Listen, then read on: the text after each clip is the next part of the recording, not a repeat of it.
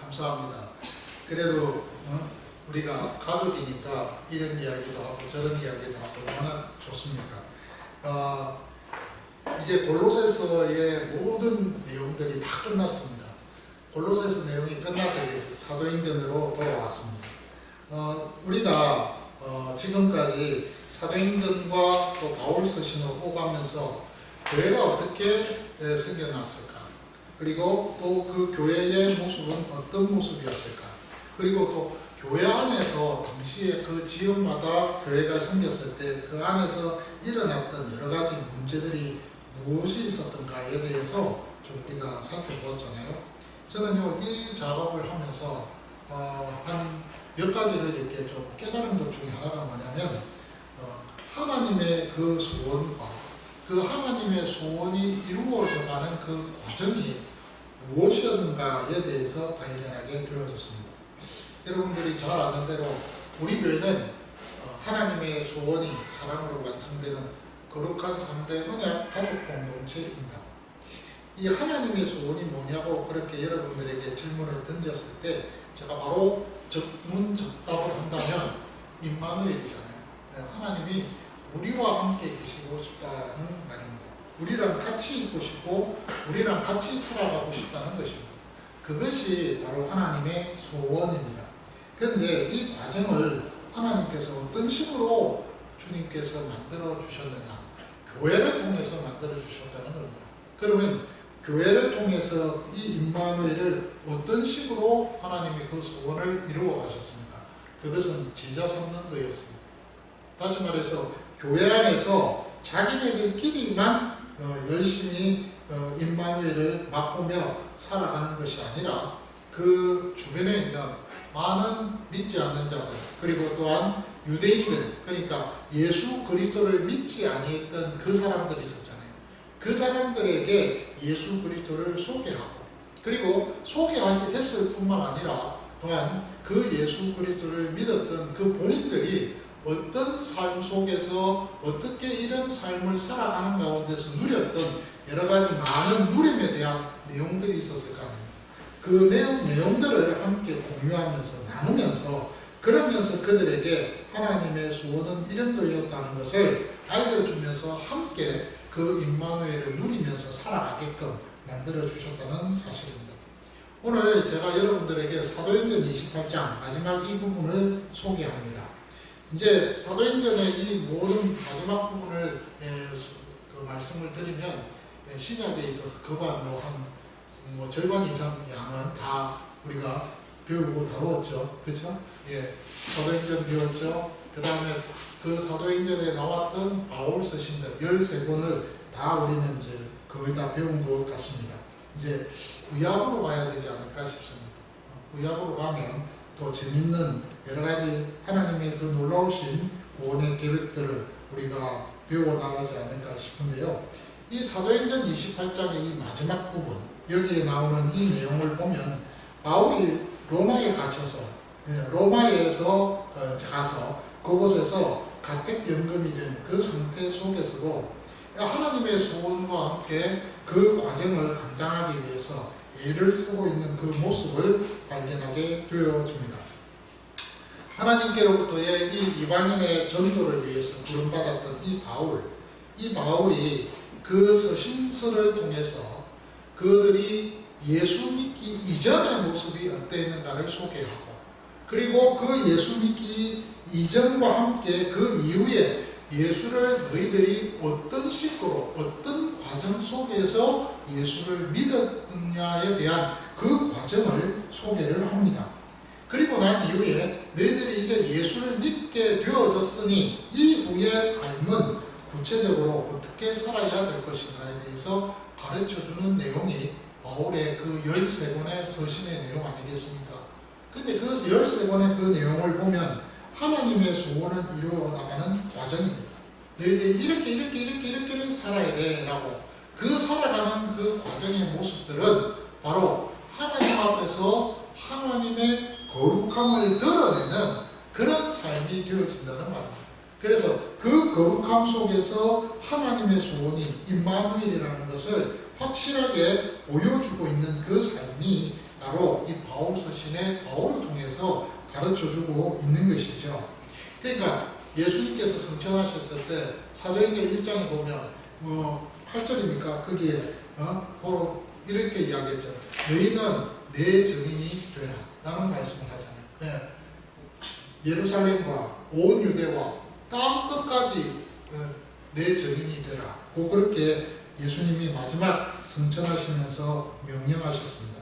그런 명령처럼 내 증인이 되라. 말투스가 되라. 이 증인의 삶은요, 바로 그리스도 예수를 그들에게 보여줌으로써 그들의 예수의 사람이 되어지고, 그래서 함께 임마누엘의 그 소원을 같이 맛을 보며 살아가게끔 만들어주자는 그런 말입니다.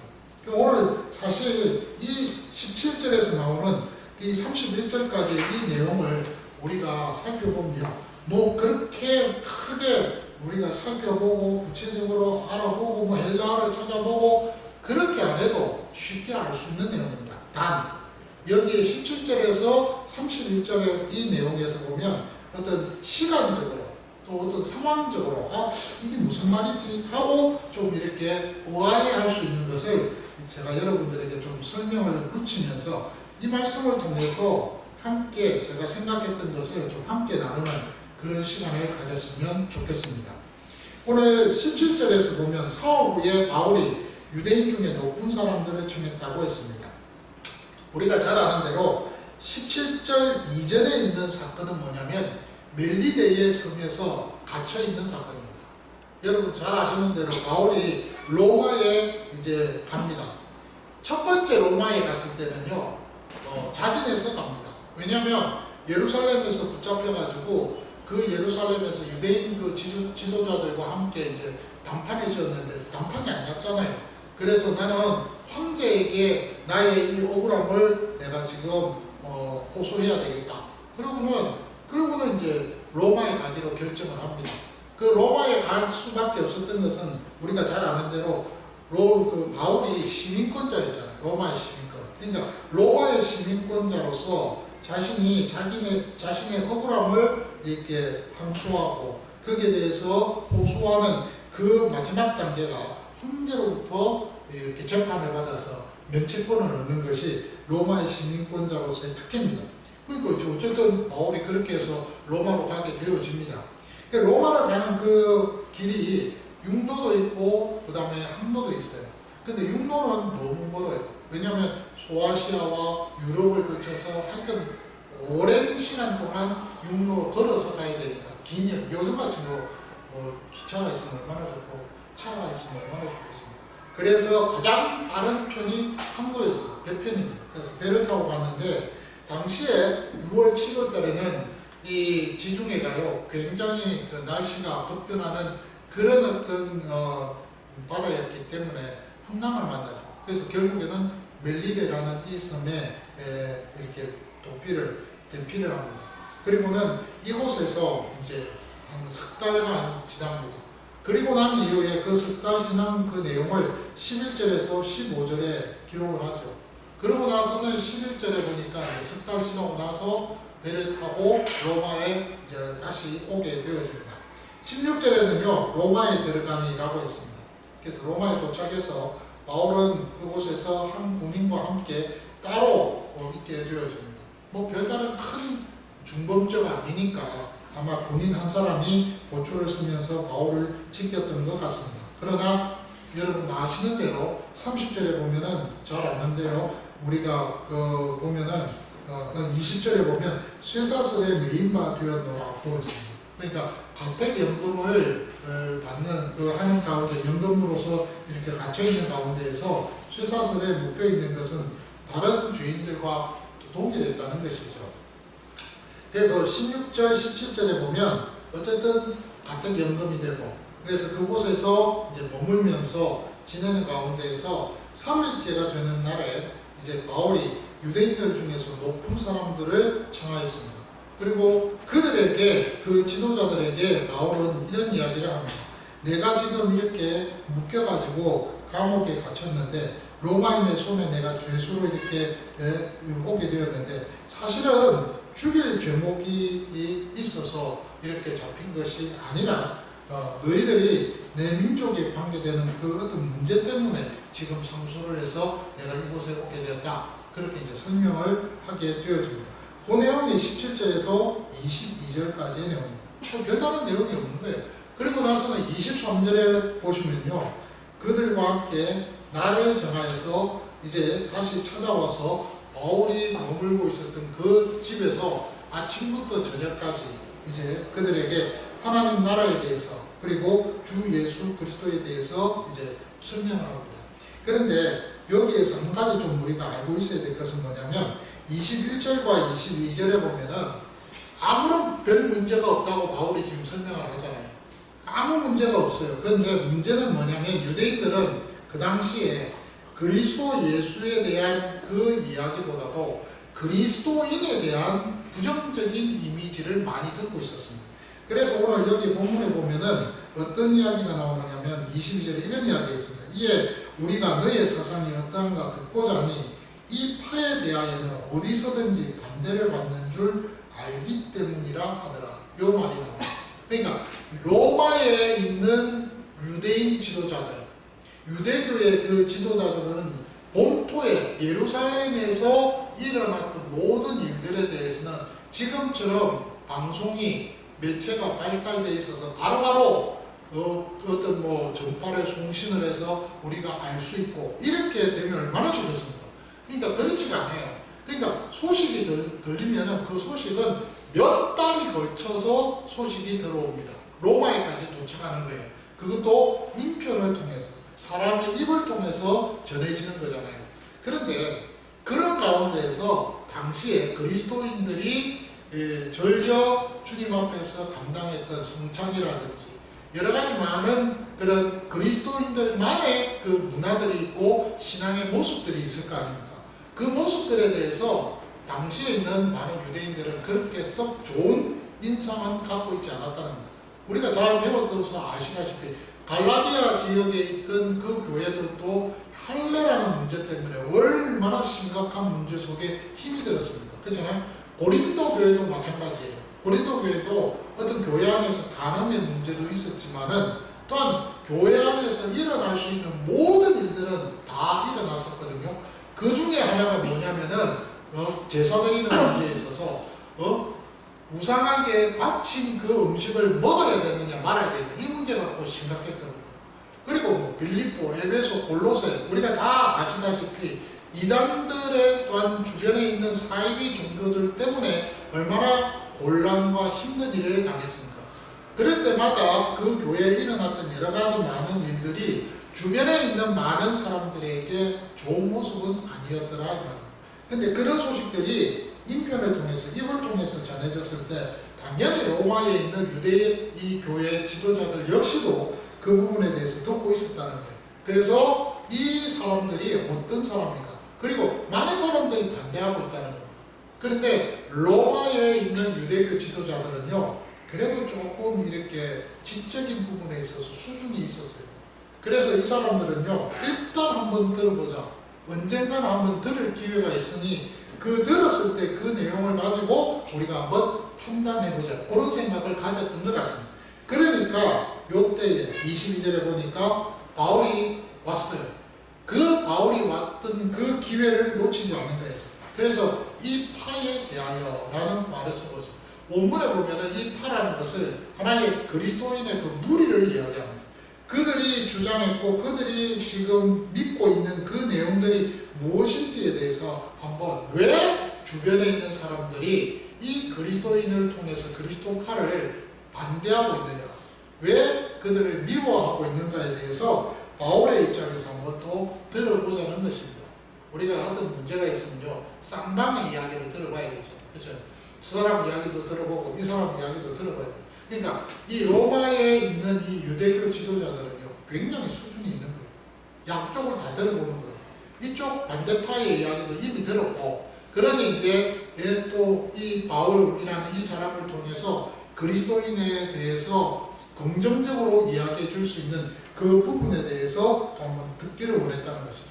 그래서 사실은 23절부터 나오는 내용은요 바울이 기독교에 대해서 뭐 해야 되는 내용입니까? 변증하는 내용이 나와야 돼요. 그 변증하는 내용을 여러분 사도행전의 그 앞부분에 28장 앞부분에 보면 숱하게 많아요. 바울이 내가 이런 일을 겪었다. 특히 다메섹에서 예수 만났고 예수 만난 이후에 내가 이렇게 변화되어서 복음을 전하게 되었다. 나는 주 예수 그분의 증인이다. 이렇게 변증하는 그 내용들이 참 많습니다. 그런데 오늘 23절에 보니까 변증의 내용보다는 증언의 내용을 많이 포함시키고 있습니다. 그래서 오늘 아침부터 저녁까지 강론을 했고요. 하나님 나라를 증언했습니다. 그리고 모세의 율법과 선지자의 말을 인용을 해서 예수에 대해서 어떻게 했다고요? 보냈다고 했습니다. 여기 권하다라는 이 표현은요, 어떤 표현이냐면 설득했다 이 말입니다. 권하다 이 표현을 여기 우리 한글로는 지금 권하다 이렇게 번역을 했는데 설득을 했습니다. 그렇게 해서 정말 그 사람들로 하여금 그 말에 대해서 공감하며 그 말에 대해서 함께 생각할 수 있게끔 그렇게 바울이 힘을 썼다 하는 그런 내용입니다. 근데요, 재밌는 것은 이 말을 들은 사람들이요, 두 파로 나뉘었어요. 바울의 말을 듣고 예수를 믿는 사람이 있는가 하면 그 바울의 말을 듣고 안 믿는 사람이 있었다는 거예요. 더 재미있는 것은요, 여러분 25절에 보면 서로 맞지 아니하여 흩어질 때라고 했습니다. 자, 이 말이 무슨 말이냐면 서로 자기네들끼리 뭐가 붙었다는 거예요? 논쟁이 된다. 얼마나 재밌습니다. 바울은 가만히 있고 바울은 이야기를 했는데 바울은 이야기한 가운데에서 이 이 파가 나누어져 가지고 나는 이 바울의 말을 내가 들어보니 믿어진다. 야, 근데 저쪽에서는 나는 못 믿겠다. 왜 못 믿니? 서로가 이제 격론이 붙은 거예요. 논쟁이 된 겁니다. 그래서 서로가 맞지 아니했어요. 그래서 결국은 헤어졌다. 이렇게 25절은 이야기합니다. 그리고 나서는 이 모습을 본 바울이 이사야서에 있는 말씀을 인용합니다. 6장의 9절에서 10절에 있는 말씀입니다. 그게 뭡니까? 듣기는 들어도 깨닫지 못하고 보기는 보아도 못 보고 이 백성들의 마음이 우둔했다. 이 우둔하라는 이 표현은 히브리 원어에서는요, 딱딱해졌다 이 말입니다. 그래서 귀로 들었는데 눈에서 못 듣고 눈을 감은 상태에서 또한 모든 것들을 깨닫지 못하는, 그래서 그들을 눈과 귀와 그 마음이 다 깨닫게 해달라고 고쳐달라고 그렇게 이사야가 기도했듯이 그런 기도를 이제 응하게 되어졌다고 그렇게 이야기합니다. 그러면서 내가 왜 이방인들에게 복음을 전하는 그릇이 되었는지에 대한 그 당위성을 지금 그 왔던 유대교 지도자들 말고도 그 주변에 바울과 함께 있었던 동역자들이 있었거든요. 그들에게 이 이야기를 하고 있다. 그 동역자들이 골로새서에 나오는 예를 들어서 우리가 잘 알고 있는 오네시모라든지 빌레몬이라든지 디모데라든지 이런 젊은 친구들이 그 옆에 있었거든요. 그들에게 그 이야기를 합니다. 그리고 나서 방금 읽었던 우리 30절, 31절이 오니테라고 했습니다. 이 말은 만 2년입니다. 만 2년이 그곳에서 있으면서 가택연된 가운데에서 만나는 사람마다 보니까 하나님의 나라를 또 주 예수 그리스도에 관해서 담대하게 거침없이 가르쳤다고 했습니다. 전한 것이 아니라 가르쳤습니다. 여기에 만 2년인데요. 왜 2년이냐면 당시에 로마법에는요, 원고와 피고가 있는데 고발자와 고발당한 사람이 있는데 고발한 사람이 이제 그 곳에 와서 머무는 동안에 고발당한 사람이 먼저 와가지고 있는 가운데에서 고발한 사람이 와서 같이 이렇게 법정에 서 있으면 재판이 시작이 돼요. 근데 그 법정에서 2년이라는 시간 안에 이 서로 한 피고와 원고 중에서 한 사람이 한 척이라도 안 오면은 재판이 성립이 안 됩니다. 그러면 그거는 뭐가 되는 거예요? 무효가 돼요. 무효. 그래서 2년 동안 기다린 거예요. 바울이 2년 동안 거기 로마에 가택 연금이 되면서 예루살렘의 이 유대 지도자들이 찾아오기를 기다렸던 거예요. 그동안에 2년 동안에 바울은 뭐 하고 있었어요?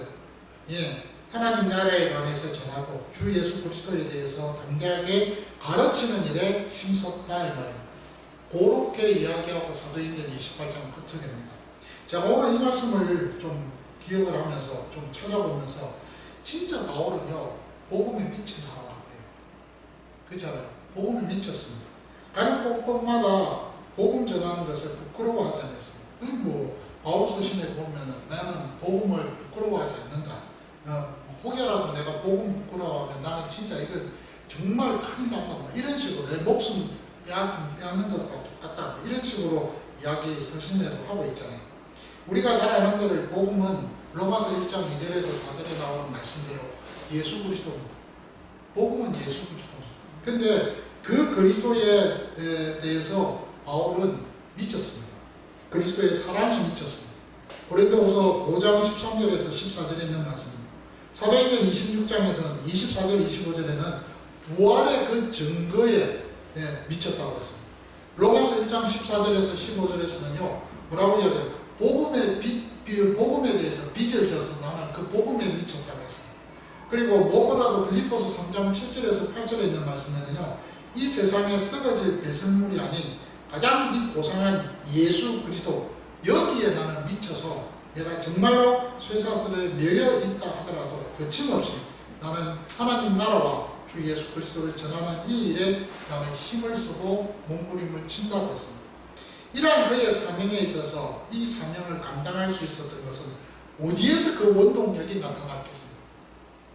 그가 이렇게 힘써서 애써서 할 수 있었던 것은 무엇이 그의 원동력, 동기가 되었고 거기에 있어서 발원이 되었기에 이렇게 하나님 앞에서 이 일을 감당할 수 있었습니다. 갈라디아 2장 20절에 보니까 오직 내 안에 그리스도께서 사신 것이다. 여러분 이거는요 어마어마한 고백입니다. 내 안에 그리스도께서 사셨답니다. 그 예수 그리스도 그분이 내 안에 살고 계셨다. 다메섹에서 만났던 이 바울, 만나주셨던 이 바울에게 만나주셨던 이 예수, 네가 나를 핍박하지 않았느냐라고 했던 그 예수가 지금 나와 함께 있고 내 안에 그분이 계신다는 이 고백이 갈라디아 2장 20절에 있는 이 고백이 예수 생명의 고백이 그의 사역에 그의 삶의 원동력이 되었다 이 말입니다. 그래서 그는요 한평생을 이 땅에서 작은 예수처럼 살았습니다. 작은 예수, 그리스도의 장성한 분량까지 나아간다는 그런 표현이 어떻게 사람 입에서 나올 수 있겠습니까? 어떻게 여러분 나를 본받는 자가 되라고 그렇게 감히 말할 수 있었겠습니까? 그것은요 바울에게 있어서 간절한 소원은 바로 고린도전서 3장 16절에 임마누엘입니다. 그분이 나와 함께 계셨다는 거예요. 그리고 나를 떠나지 않으셨다는 거예요. 고린도후서 6장 16절과 에베소서 2장 21절과 22절 내 안에 사신다는 그 표현, 이런 표현들은요 여러분 임마누엘이라는 표현하고 여러분 바꿔서 표현해도 틀리지 않잖아요. 그렇잖아요. 예수 그리스도 그분이 나와 함께 계세요. 내 안에 계세요. 임마누엘이라는 거예요. 그래서 그 사실에 대한 그 고백과 그 하나님의 간절한 소원을 깨닫고 있었기에 그는요 제자의 삶을 사는 것, 전인의 삶을 사는 것을 그의 전생에서 그 삶에서 온 삶을 보여주면서 그렇게 살아가는 것을 주저하지 않았다는 말입니다. 그래서 바로 로마에 와서 같은 영역에 된 그 상황 속에서도 망설이지 않았습니다. 복음 전하는 것을 가르치는 것을 주저하지 않았습니다. 바울의 이러한 삶은요 오늘 본문에 나오는 이 로마서 1차 로마에 나오는 이 1차 강건뿐만 아니라 두 번째 이제 로마에 가는 그 장면이 마지막 장면이거든요. 그것은 로마서에 기록되어 있지 않습니다. 사도행전에도 기록되어 있지 않습니다. 근데 두 번째 만났을 때 그때는요 이제 마지막이라고 생각하고 정말 갑니다. 그때 쓴 기록이 골로새서, 에베소서, 빌립보서 이런 책들입니다. 이런 책에서 이제 빌립보 교회를 향해서 고린도 교회를 향해서 적는 그 편지, 빌립보 4장 9절의 말씀에 보니까 너희는 내게 배우고 받고 듣고 본바를 행하라.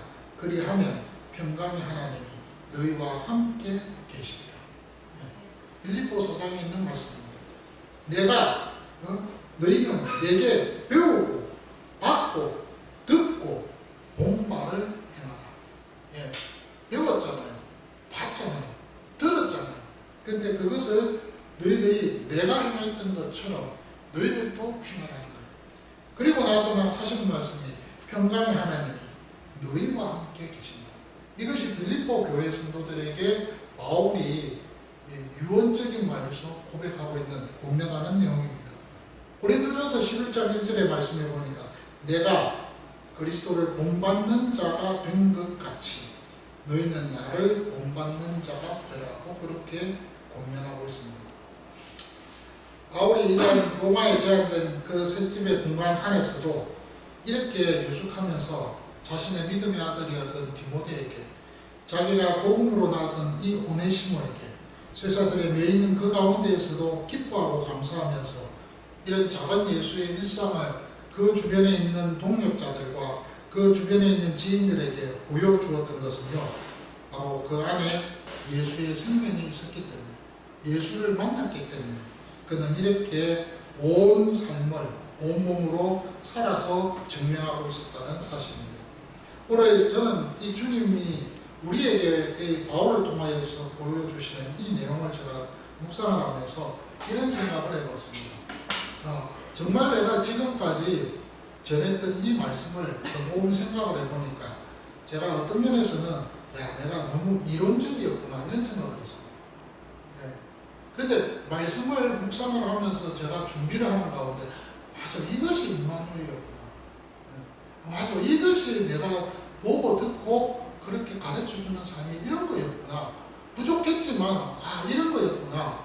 그러면서 저는요, 우리 자녀들에게 보여줬던 그 아빠의 모습을 한번 생각해 봤습니다. 아빠의 모습. 아빠로서 그 아들에게, 아빠로서 딸에게 내가 보여줬던 그 모습.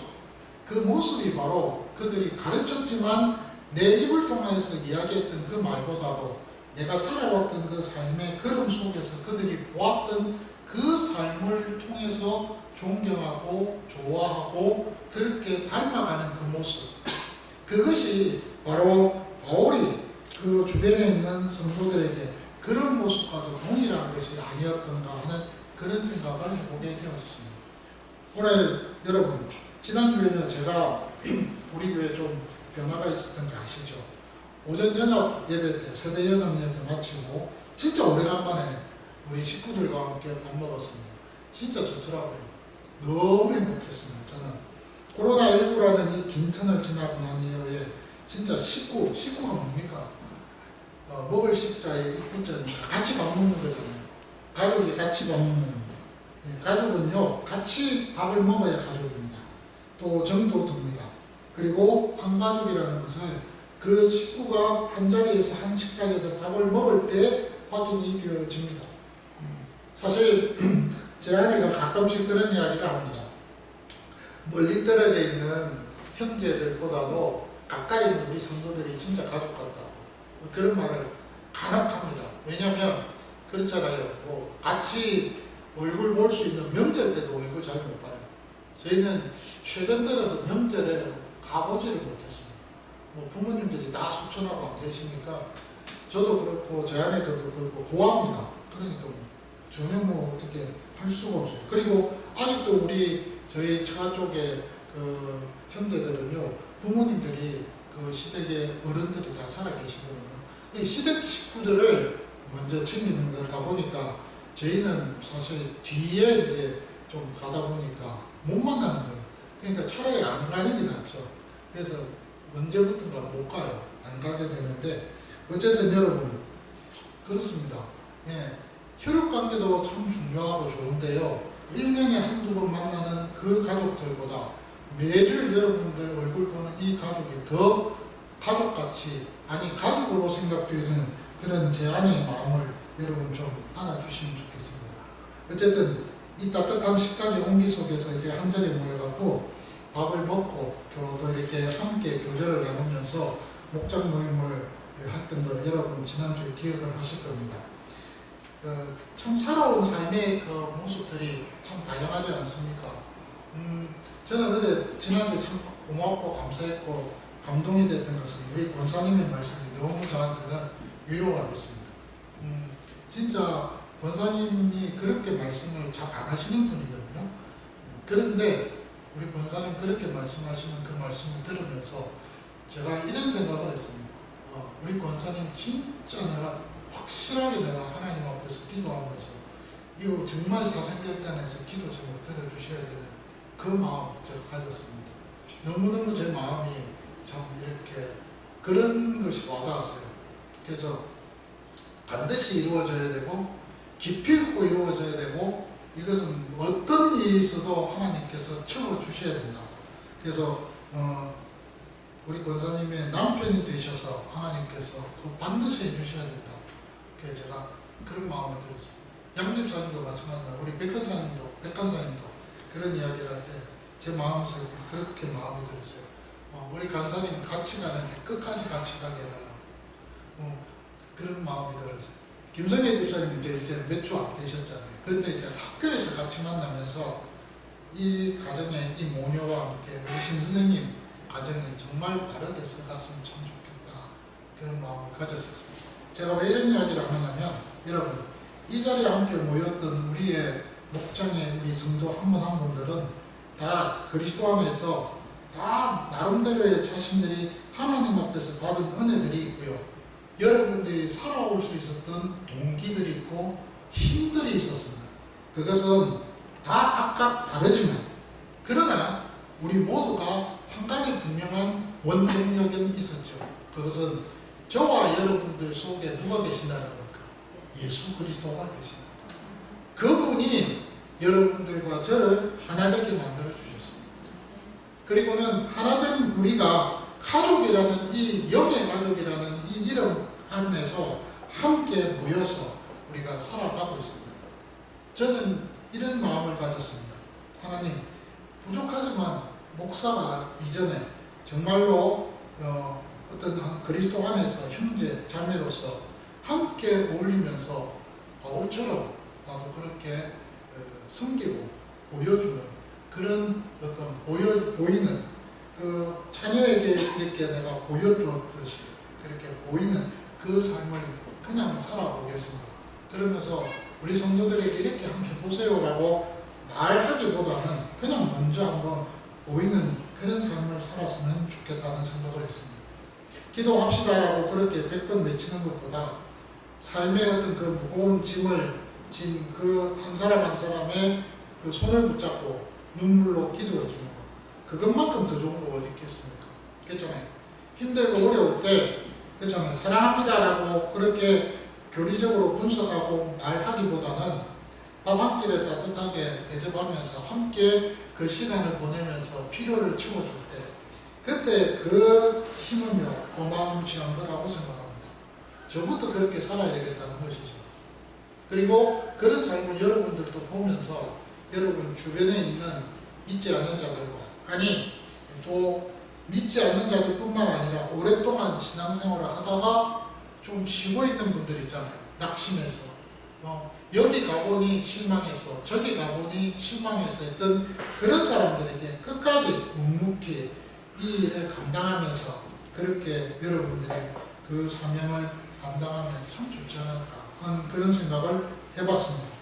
오늘 바울이 로마에서 가택연금을 당한 가운데서 그 자신의 삶을 숨김없이 자신의 주변에 있는 사람들에게 보여주었듯이 우리들도 그렇게 했으면 참 좋겠습니다. 그런데요, 이게 웬일입니까요? 제가 지난주에 실수를 했습니다. 그게 뭐냐면 제 아내하고 같이 운동 끝나고 나서 차 타고 이제 오는데요. 이 차 운전이 참 시험 들게 만듭니다. 이 차 때문에 참 고민스럽습니다. 차 운전하면서 오는데 제 앞에서 진로방이라는 거예요. 어느 차가. 난 빨리 좀 집에 가고 싶은데 좀 쉬고 싶은데 꼭 제 차 고를 때는 꼭 시험 들게 만들어요. 그래서 제가 좀 불평을 했습니다. 그래도 감사한 것은 욕은 안 했어요.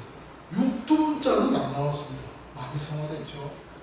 유통전 안 나왔는데 어쨌든 불평을 했습니다. 그랬더니 옆에 있던 제 아내가 그 말을 듣고는 이런 이야기를 합니다.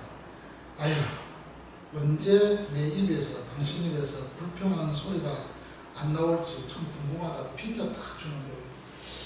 그 말 딱 들으니까 곰곰이 생각해 보니까 야, 또 실패했구나 이제 그런 마음이 좀 들었습니다. 그렇습니다. 그런데요 여러분, 실패해도요 좀 이렇게 우여곡절이 있어도 그래도 그리스도 예수께서 내 안에 계셔서 나를 붙드시고 성화시켜 나가지 않으실까 싶어요. 저는 그렇게 믿습니다. 여러분들도 그렇게 믿고 계시죠? 네? 그렇게 그런 삶이 되어야 되지 않겠어요? 오늘 우리가요 우리의 목장에서 우리의 삶의 현장에서 그 예수 그리스도를 지식으로 전하기보다는요 여러분들이 또 제가 여러분들이 누렸던 그 임마누엘 그 하나님을 여러분들이 누리시면서 주변에 있는 사람들에게 한번 말해봐 주시면 좋겠습니다. 내가 예수 이렇게 믿으니까 참 좋았다. 그리고 또 힘들고 어려웠던 일도 있었잖아요. 그런 것들도 가감없이 여러분 한번 이야기하십시오. 내가 이렇게 힘들었어. 내가 진짜 죽기보다 뭐 정말 그랬거든. 근데 언제 한번 내가 그런 가운데 있다가 예수라는 사람을 만났는데 그래서 내가 여기 있었단 말이야 라고 한번 말씀을 해보십시오. 그래서 그러면서 눈물로 서로 손을 잡고 위로를 해줄 때 거기에서부터 그리스도의 사랑은 전해지지 않겠는가 생각을 합니다. 저는 그런 측면에 있어서 오늘 이 말씀을 준비하면서 바울은 그렇게 살아왔습니다. 바울은 그렇게 살아와서 한평생 그렇게 살았습니다.